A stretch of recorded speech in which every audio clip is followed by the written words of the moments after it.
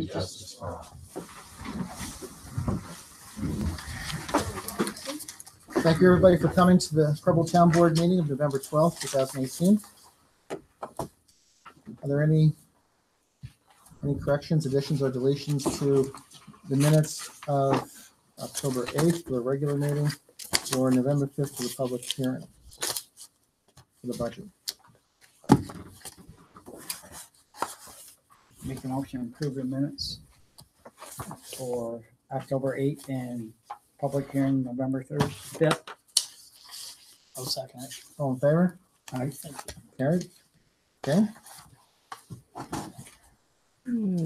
Dog control, the October report, they had one stray dog running at large and it was unwanted. Justice report, September receipts, $12,463. October receipts, $11,472. Thanks, Jen. Highway report, Jeff? Yes, I got a copy of the report. I think everybody does. Still waiting. We thought by November 1st, we were going to hear from Bridge New York on our culvert grant application. And they still haven't released those figures yet. They're the winners / losers. So we're not out of the running, but it'd be nice if that come through. Let's see what else. In pretty good shape. The environmental health for the tank inspections, they're under the shop section. It's kind of crazy that I had a chat with him. I had a chat with Don about the fine for fuel tank. I've told them that they've been ordered and are being replaced. But I was talking to Charlie Sudbrink a little over a week ago. He said they actually fined within the county head to departments for not testing the water at Little York Park this last month. I said, I think it's kind of ridiculous. They need to get that straightened out. Different taxing entities, that makes no sense at all. So anyways, and the other thing is, obviously with the weather, it's going to turn to crap a little later tonight. The parking lot out back will do that first thing in the spring. And I'll be out of town November 30th through 12/4, unless the weather changes to where it's going to be really nasty. I'll cancel my plans. Okay. Any questions? Yes, the contract was signed with the county. Yes. The previous contract with the adjustments for normal increase. Oh, perfect. So we've got a 1-year agreement, and so within this year, we're supposed to work on So it's like a revising what they had provided to us. Gotcha. Hopefully we can do that before 11 months from now. So they agreed to a 1-year extension on our contract. So everything's the same as last year. Except the numbers. Right. And the side to that is, as far as I'm concerned, it should be signed in like October, not November 1st. That's kind of putting things off to the last minute. And so whatever happens there, I don't know.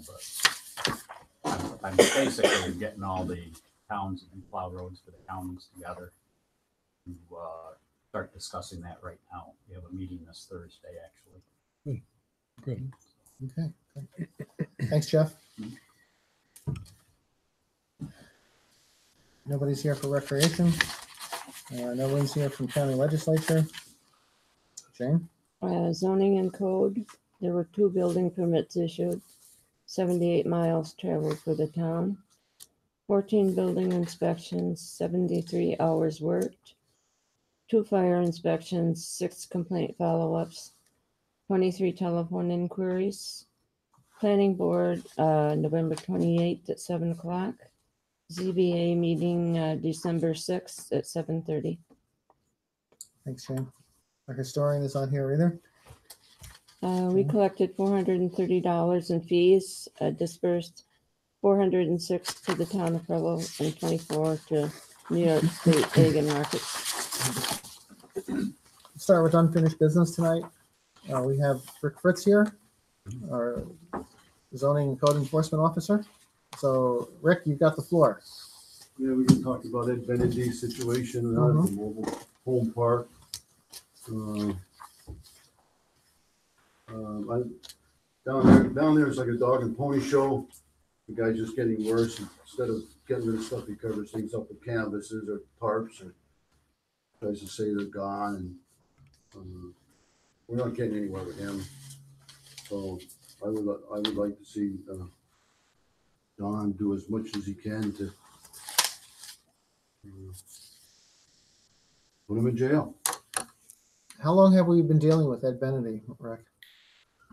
I guess it's almost 6 years. 6 years. I've been playing with him, and it's been costing the town a lot of time and a lot of my time, a lot of money every time we go after him. And then we try to work with him, give him a break, and try to do the normal, typical stuff. And it just gets worse. I mean, you give the guy the wrist, he takes the shoulder.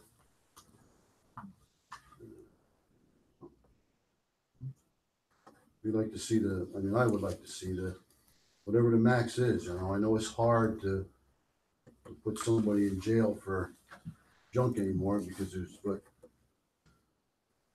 there's got to be a message sent here to these people.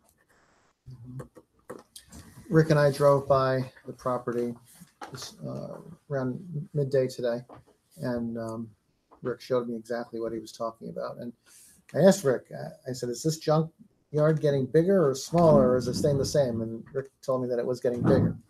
And he was out there playing with his stuff, and it seemed like he was operating some kind of a enterprise, some kind of a business, and which he's not supposed to be doing there. I mean, he has I'm assuming he's running a scrap yard there, because there's been times I've been in there where cars are just bringing junk there. And also, there's a pile, I say is about 36 inches in diameter, about 2 foot high, of trailer hitches. So make sure you have your trailer hitch when you leave here tonight. So I don't know. I'm sure he's not buying them things. Taking them off the trailer. But it's not a good thing. Plus, a rent a piece of property, he doesn't own that property. When you rent a piece of property, you just rent it. You don't. It's supposed to be broom clean at all times. And the life safety fire inspections, that's what you look for. Don, do you have any comments from the legal side of things on this issue? Yes. And first I apologize. I was going to bring a copy of the order. I've written myself a note that I will email that to you, and you can forward it on to all the board members. But we have, the result of our lawsuit. We have what we can get, and that is a permanent injunction that by its terms prohibits the maintenance of junk debris on that site. So we have that court order that has been served on both of them. And it doesn't say, 30 days, it doesn't say 60 days, it doesn't say 90 days. But, if you're not going to serve them today and go to hold them in contempt tomorrow. So you give them a little more time. And frankly, I was thinking like at least 30 days, to 30 to 60. When did the order get issued? Or when did we? When we actually served? No, I don't. I meant when did the? Well, remember I went to court Right. at the end of September. Mm-hmm. So the order was, and I don't hold me to the dates, but the order has been in place for, I would say, approximately 30 days anyway. But I can't tell you when it was actually served on them. Okay. So the next step is, as Rick is referring to, the next step is to apply to hold them in contempt of court. Okay. Because a judge out of Binghamton is issued an order to those two guys that says clean up the property. They haven't. Okay, so our position would be they're in violation of the court order, they're in contempt of court. And so your remedy is to apply to have the judge put them in jail for violating his court order. So, and what I would suggest is that, and I think I talked with you about this, Jim, earlier today, is that I send these guys another letter, okay, saying, look, if we don't see cleaned up in 15 days or whatever, we are going to make an application to hold you in contempt. And we're going to ask the judge to put you in jail. All right. So, because I don't know what any judge will do at any time. Okay. But I would not anticipate that if on our very first application to hold in contempt, that the judge will immediately put him in jail. Okay. You would not expect. I would not expect that to occur.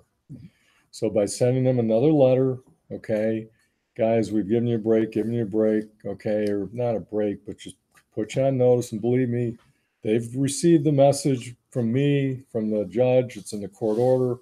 Okay, these guys know what is coming. Okay, but what we can show everything to the judge, how we've given them the opportunities in hopes that that's what the judge would do.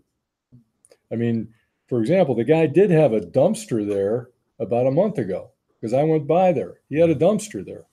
Well, what's he got a dumpster there for? But I don't know. I guess the guy can't help himself. You know, if he's filled it up, shipped it away, he's got more stuff on his yard, whatever.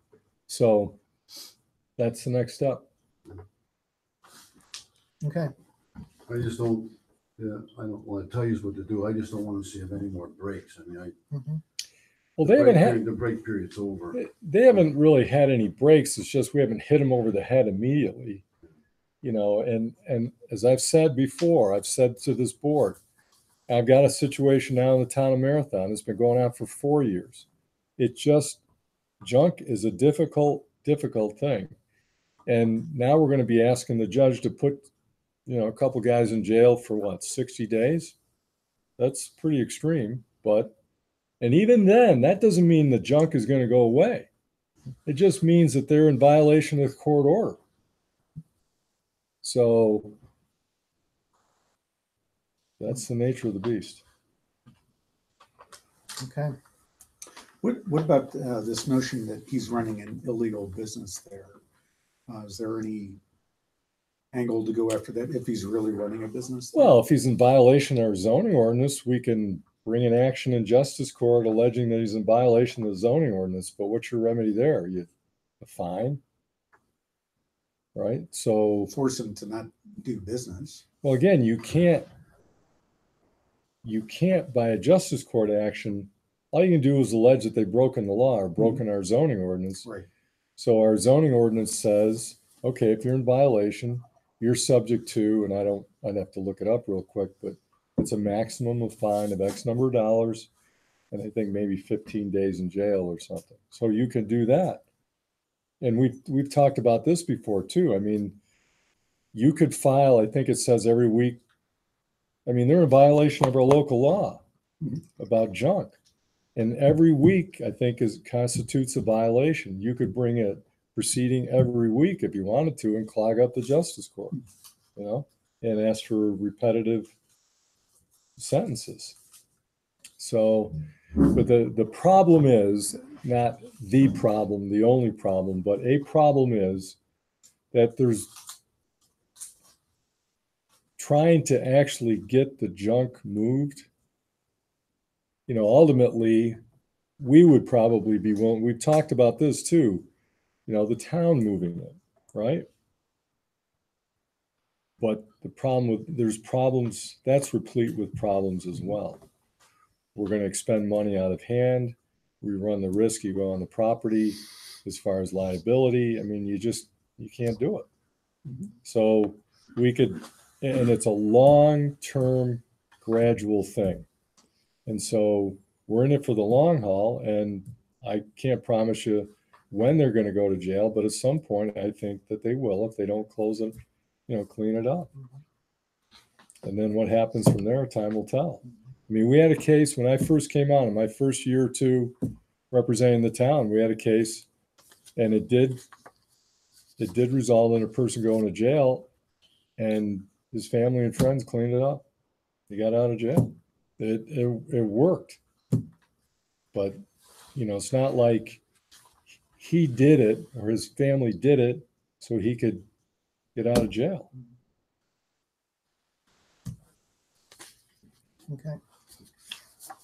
Rick, you had another topic you wanted to address to the board also? Yeah, I'd like the town to put me on as an employee, not a subcontractor. I've been a subcontractor all these years. I'm not a business that does code enforcement business. I'm an individual that was hired. Doug Staley, he had a business. And I like to go on as an employee, so I get my taxes taken out, not a 1099.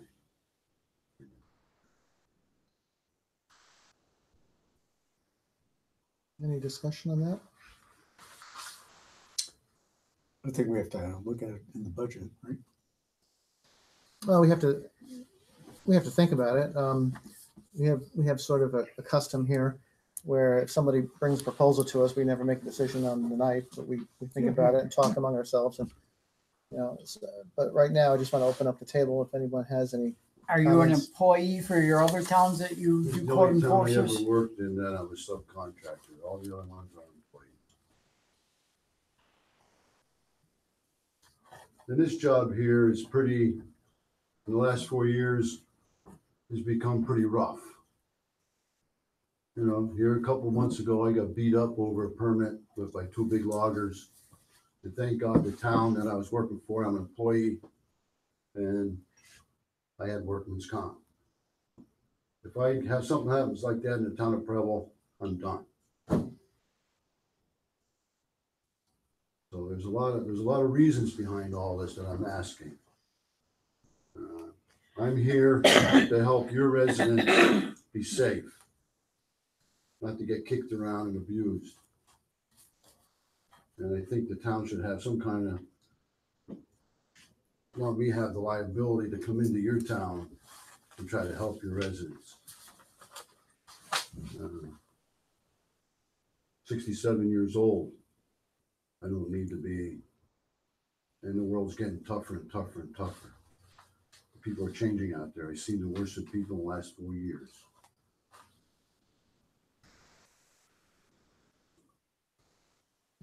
Any questions? Yeah, we'll just Comments have to or- look into it. And Mhm. Yeah, I mean, is it, there's nothing other than, it's just a pure economic thing. You want the taxes taken out so you don't have to do the taxes on a That helps me with my 1099. social security. Now I gotta pay 1099 at the Well, end of the no, year. that's what I'm saying. Yeah. So, And it so puts me on as an employee in case we get in trouble here. I'm covered as an employee with legal ends.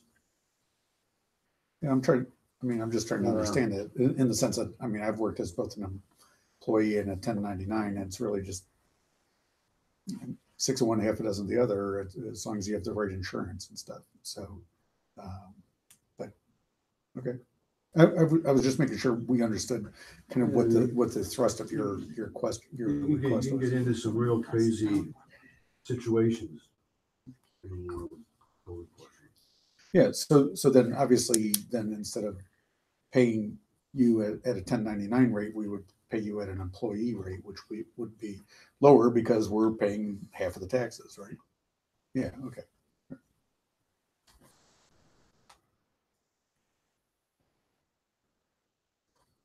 And will we pay you a salary or hourly?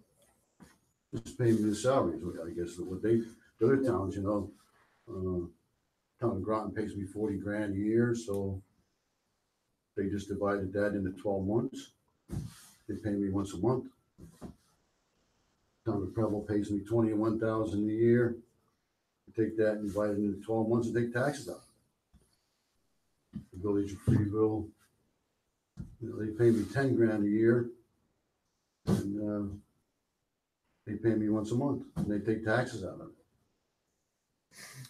Well, I mean, whether we pay you hourly or salary is kind of, that's more of just a financial negotiation, right? I mean, it doesn't Well, impact whether we take taxes. I just asked him what he was Oh, looking for. right. Yeah, Yeah, no, yeah, I'm just saying, yeah.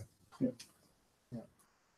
I'm not looking for I'm not looking for a raise or anything less. I'm just saying, I'm just looking for, pay my taxes rather than me pay it for me. When I get my 1099 at the end of the year, I have to pay on 21,000 bucks. Mhm. And if I get into some kind of trouble out here, I have some kind of workman's comp that's going to take care of my physical end.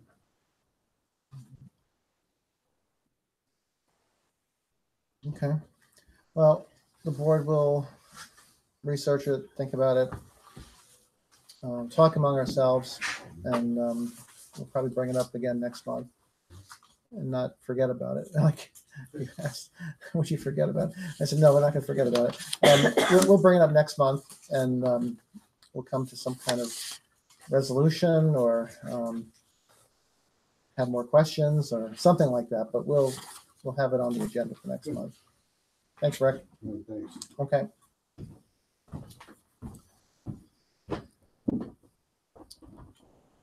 Okay, Preble Park agreement. Don, could you? Yes, you each have a copy of just a draft in front of you. And I just did front and back. So the back are the rules, facility use requirements.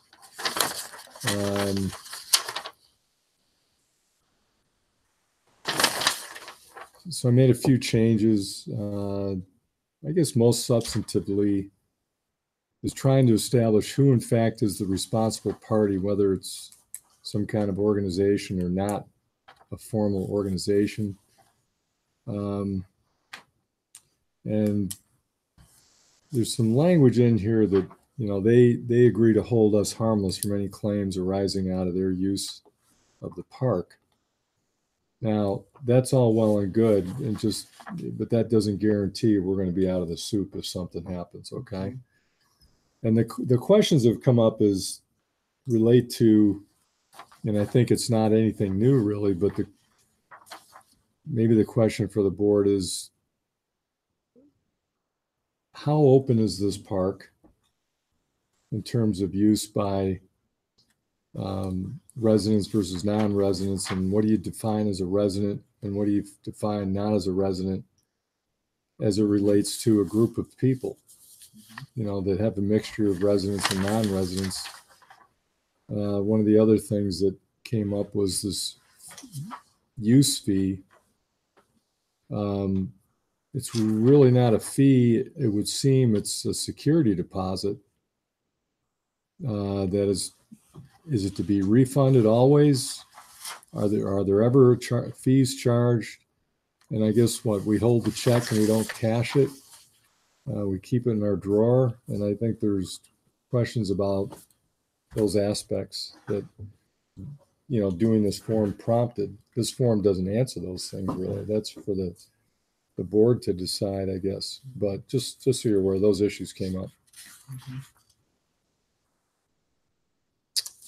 And I know your rec person has some other questions. Mm-hmm.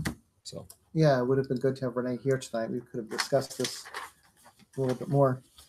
But one of the things Don brings up is, let's say there's an event, a family reunion, or an organization that wants to use the facilities, and there's one person in that group that lives in the town of Preble, and they're bringing 50 people in from out of town. We've always accepted that as being valid. Can I put in what the reason they put that in? They had companies that come in and had party down there, Mm-hmm. and the neighbors all complained because they had four-wheelers running them around the field and everything. So they put it family oriented. Mm-hmm. That's what the whole reason is. They didn't want companies coming in disturbing the neighbors. Right. Well, I'm talking about one person who's a part of the group, lives in Preble, and they bring a whole organization behind them that could be from anywhere. How do we monitor that if we want to monitor it? We've always allowed that to be. And we've always defined it as long as one person in your group is from Preble, then we'll book them for a reservation.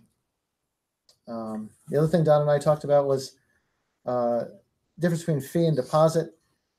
If it's a group from out of town, maybe with one person from Preble, do they get to use the park for free, or do we charge them something for using the park since so many out of town people are using it? And if there's a deposit of $50, we need to have that submitted. Do we cash that, or do we hold it in the drawer? There's some things that we may have to tighten up here as far as the rules and regulations for the park, because real life situations can have gray areas, and people are emotional about getting to the park early on a Saturday morning to set up. They want to get in, they can't get in because somebody doesn't have a key to let them in, because somebody hasn't written a check for a deposit, and all of a sudden there's a crazy situation going on. So I mean, where is the residency rule on here? Well, there is no residency. I know. No. Yeah, exactly. But you're saying, But you Well, do we- ask for what number of residents, what number of non-residents. So you Right. do ask for that. right? Okay.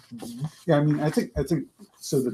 My problem with this is not that we ask these questions or whatever, is that we don't have clear rules as to who can use the park and who can't that are defensible. I mean, in my mind, it's a little bit like a zoning law or something like that, where you say these people can use it, those people can't.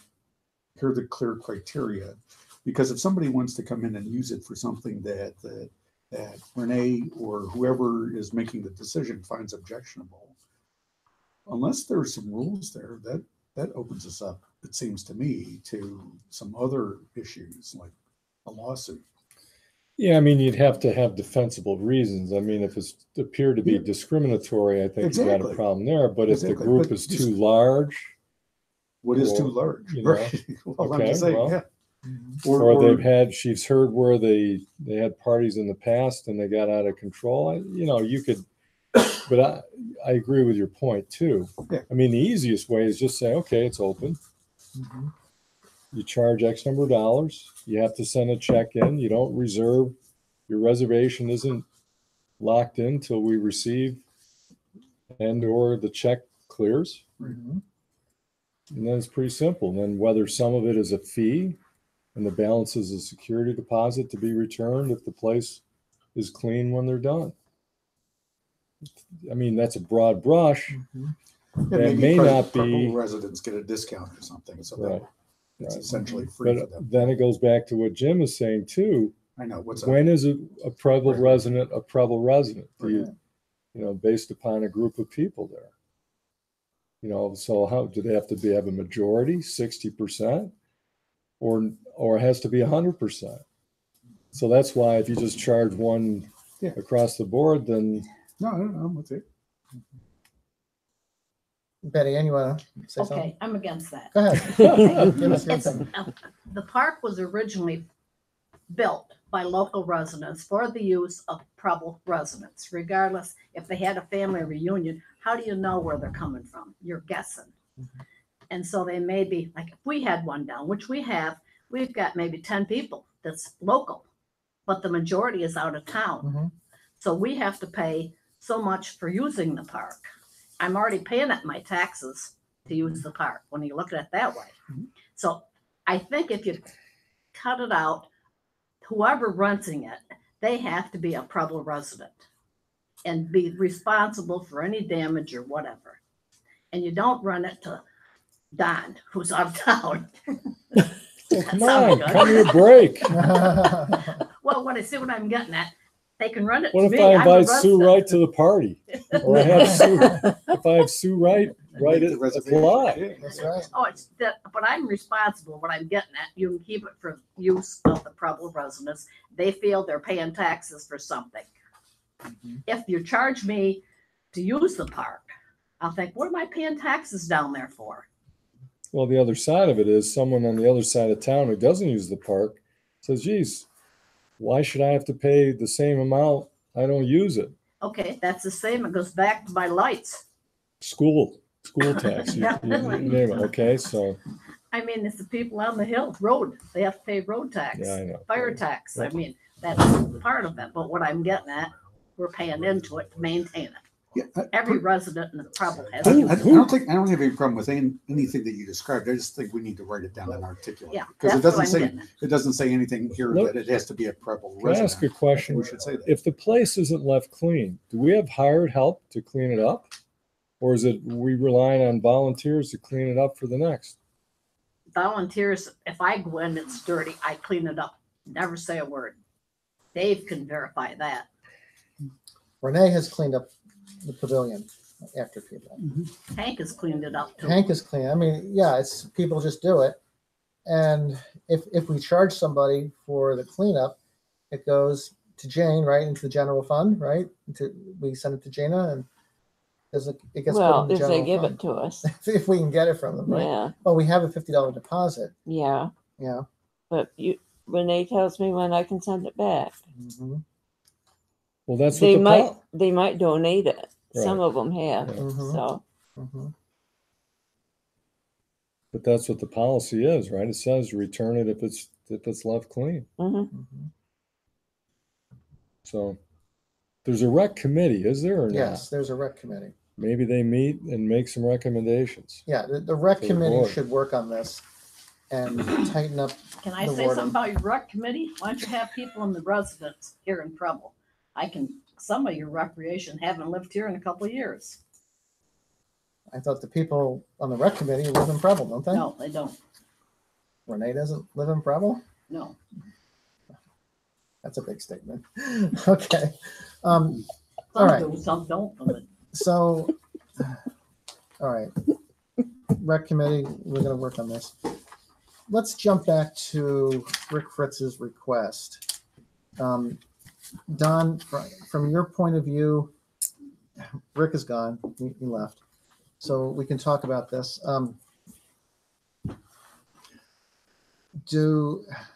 Don, do you have an opinion that you can give the board on Rick's request to be an employee? I guess it's simpler and perhaps ultimately probably less expensive for us to do a subcontract or a contractor Keep it the way it is. arrangement. I guess he does make a good point on the, and I know the situation he's talking about, the workers' comp, I guess from his perspective would be an important aspect. Although if you don't have workers' comp covered, I would think you've got Medicare insurance that would cover, but I don't know. I'm about to hit Medicare, but I haven't lived it yet, so I don't know for sure. Mhm. But again, strictly from the town standpoint, it would seem that independent contractor would be easier for us and perhaps a little cheaper. Well, I think we ought to look at what his salary would be to keep it cost neutral for us. So we're gonna have to pay something for workers' comp. Right. We're gonna have to pay something for taxes, And disability. disability, whatever all the FICA, benefits yeah. are. Yeah, retirement. whatever all those benefits Yeah, I are. don't know about the retirement. Part-time, I would think he would not be eligible for retirement, but that's a question and a concern Actually, too. I think he is. Yeah. So anyway, so we ought to figure out what the cost neutral salary would be and say, hey, Rick, it's not 21,000, it's 17,000 or whatever that number is. Right. I guess I'd want to And then- make sure that his position is an exempt position for salary and overtime purposes. Oh. Okay. Mhm. So I think that would be really important. And the answer may be simple in that it is exempt, but I don't know that. But we want to make sure of that too, because you could get yourself into an overtime. Okay. I'm going to give Gina a call and ask her what her experience is with other towns that she deals with and what her opinion is about this. So if he got beat up on our turf right now, would he be covered? I mean, He might be covered on his insurance or on our insurance? on his. Because he is a subcontract. Where Right. if he was an employee, then it would be on us. Or Well, our it would. insurance. He would. he would have remedies under workers' comp. He would have a remedy under workers' comp. You know, if you hire me as a subcontractor and some guy comes along and beats me up, as a neighbor or something, I'm not an employee, right, of that person who hired me. Mhm. So I have no workers' comp benefits from being on that job. You know, if he was an employee of Town of Groton, apparently was, then he's covered under workers' comp. I mean, it's just, to me, it's either the medical bills are paid through workers' comp or they're paid through your own insurance. If you have a serious injury, you might have some additional recovery through workers' comp. But some who's been through workers' comp might say, maybe I don't really care to go through workers' comp. It's a nightmare sometimes itself. But nonetheless, he's right. I'm not taking issue at all with what he's saying, is that whatever those rights are, as an employee, you would have workers' comp available and or disability, presume. Whereas an independent contractor, you would not.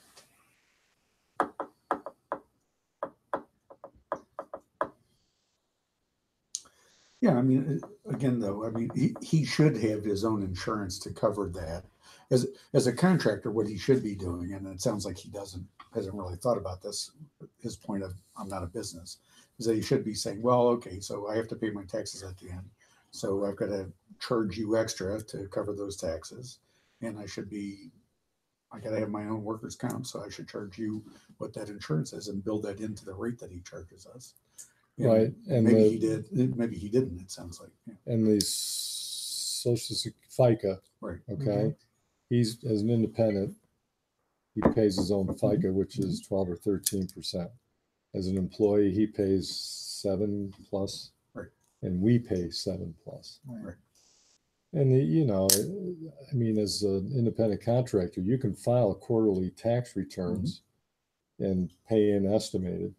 So you can plan that right, every 3 months, and your tax preparer will tell you what to send in, believe me. And on the withholding side, you can choose to claim 1 or 0 and, you know, affect your withholding as an employee as well. So. Okay.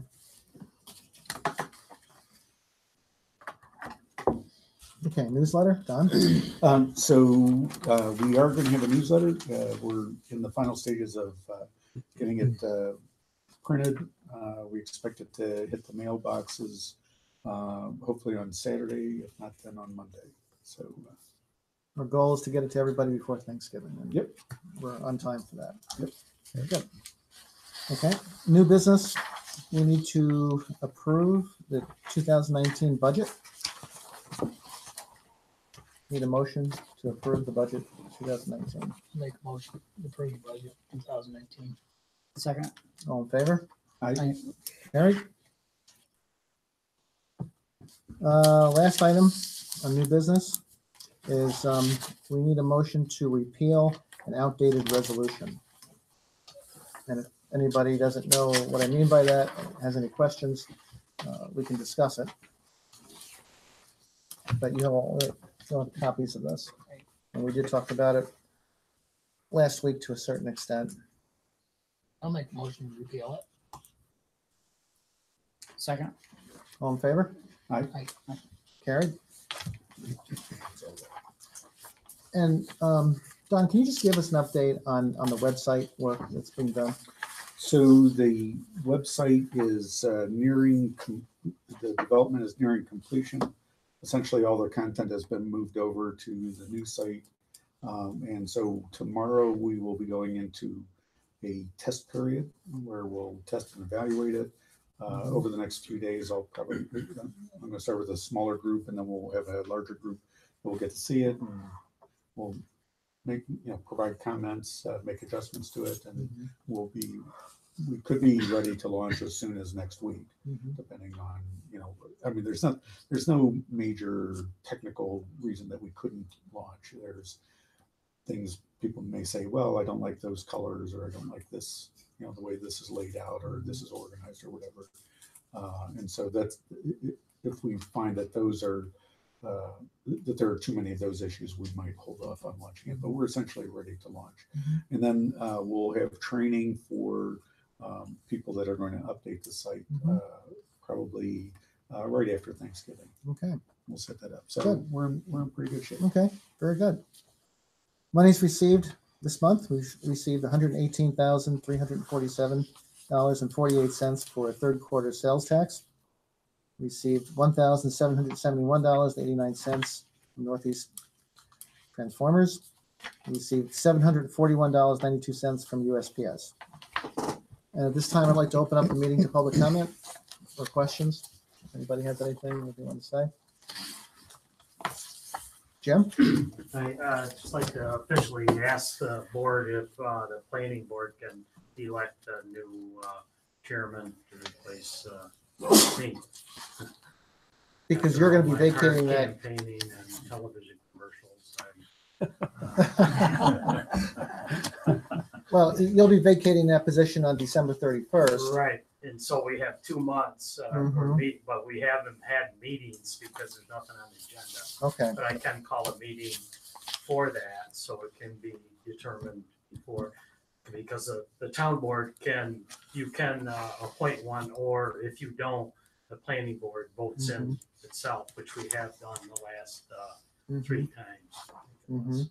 So I'm just officially asking if we can vote amongst ourselves to replace me to get a chairman. Yeah, I don't see any problem with that. Does anyone have an objection to that? Okay. There also is a position, Barb's turned in her, Barb Albert's turned in her resignation, Right. so we have to be looking for another planning board member. So would you be advertising that, or can you? We can advertise it. Would you know of anybody who would want to be on the planning board? I don't know anybody yet. Okay. but I'm Okay. Looking more. We could advertise that position. Actually, how many would be on the planning board now after you leave?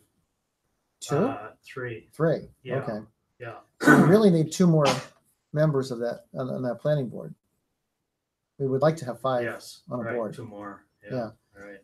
So let's just open it up to the board here and to Jim to keep our eyes and ears open for a possible board member for the planning board, and just kind of ask around, see if any of our friends or relatives or acquaintances would be interested in doing that. Can somebody, do we have like a short job description, You what can are the ask obligations? Jim.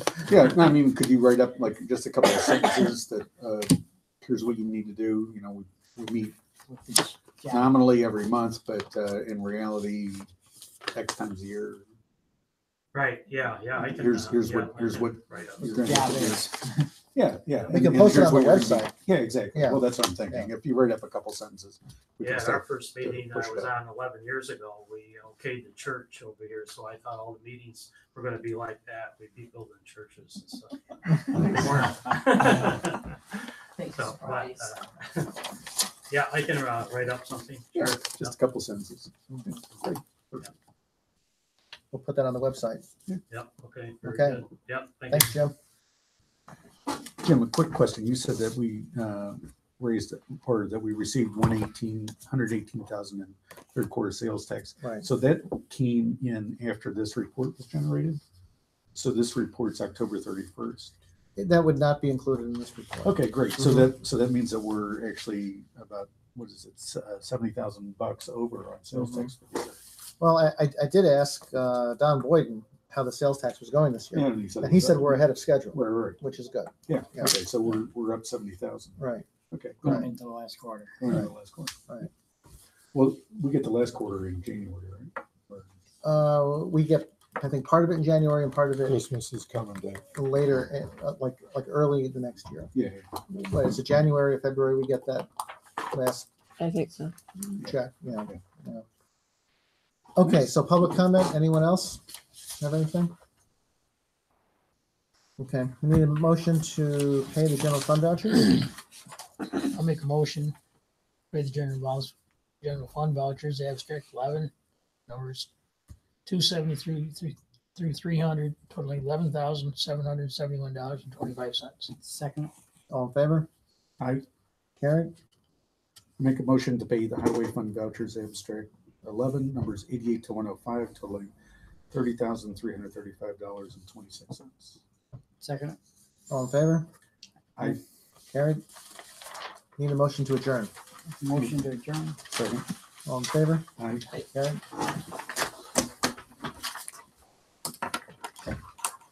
I see it.